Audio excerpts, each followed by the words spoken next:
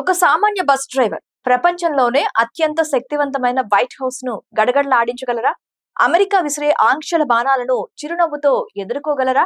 అవును, అసాధ్యం అనుకున్న దానిని సుసాధ్యం చేసి దశాబ్ద కాలంగా వెనజులా పీఠంపై తిరుగులేని శక్తిగా వెలుగుతున్న వ్యక్తి నికోలస్ మదురో. అమెరికా కంటికి అతను ఒక విలన్, కానీ తన దేశ ప్రజల్లో రక్షకుడు.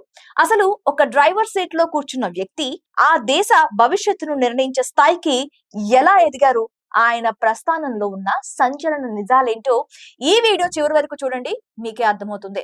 నేను Madhuri, welcome to our channel. Maduro ఒక సామాన్య కార్మిక కుటుంబంలో జన్మించారు. రాజకీయాల్లోకి రాకముందు ఆయన కరాకస్ నగరంలో బస్సు డ్రైవర్ గా పనిచేశారు. అక్కడే కార్మిక సంఘం నాయకుడిగా తన గళాన్ని వినిపించడం ప్రారంభించారు. 1990 దశకంలో వెంజువాలో వచ్చిన రాజకీయ మార్పులు మదురో జీవితాన్ని మలుపు తిప్పాయి. ఆ సమయంలోనే ప్రముఖ వామపక్ష నేత హుగ్యో చావేజ్ తో ఆయనకు పరిచయం ఏర్పడింది. హుగ్యో చావేజ్ కు అత్యంత సన్నిహితుడిగా, నమ్మకస్తుడిగా మదురో పేరు తెచ్చుకున్నారు. చావేజ్ ప్రభుత్వంలో విదేశాంగ మంత్రిగా, ఉపాధ్యక్షుడిగా కీలక బాధ్యతలు నిర్వహించారు. 2013లో చావేజ్ మరణించినప్పుడు తన వారసుడిగా మదురో పేరును ప్రకటించడంతో ఆయన అధ్యక్ష పగ్గాలు చేపట్టారు. అప్పటి నుండి చావేజ్ ఆశయాలనే తన విధానాలుగా మార్చుకొని పాలన సాగిస్తున్నారు. అయితే మదురో పాలన అంత సాఫీగా ఏమీ సాగలేదు. ఆయన పదవి చేపట్టిన నాటి నుండి తీవ్ర విమర్శలు ఎదుర్కొంటూనే ఉన్నారు. దేశంలో ఆర్థిక సంక్షోభం, ద్రవ్యోల్బణం పెరగడం, ప్రతిపక్షాల అణిచివేత వంటి ఆరోపణలు ఆయనపై ఉన్నాయి. కాగా 12 ఏళ్ల సుదీర్ఘ పాలన తర్వాత కూడా ఆయన వెంజువాలో రాజకీయాల్లో బలమైన శక్తిగా నిలిచారు.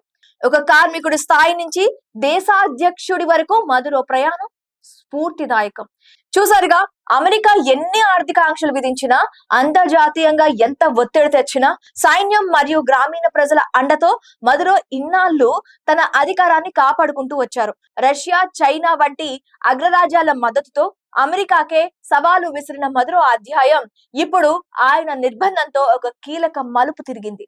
మరి అమెరికా వేసిన ఈ ఎత్తుగడ వెనజులా భవిష్యత్తును ఎలా మారుస్తుంది? మదురో పతనం ఆ దేశంలో ఎలాంటి పరిణామాలకు దారితీస్తుంది అనే విషయాలు ఇప్పుడు ప్రపంచ వ్యాప్తంగా ఆసక్తికరంగా మారాయి. మరి దీనిపై మీ అభిప్రాయం ఏంటి? ముఖ్యంగా మదురో నిర్బంధం వెనకాతల అమెరికా గూడుపుటాన్ని ఉంది అనుకుంటున్నారా? అసలు ఎలా చేస్తే బాగుంటుంది? మీరు మదురోని సపోర్ట్ చేస్తారా, లేదు అంటే ఆయన్ని పక్కకు తొలగించమంటారా? మీ అభిప్రాయాన్ని కామెంట్ రూపంలో మాకు తెలపండి.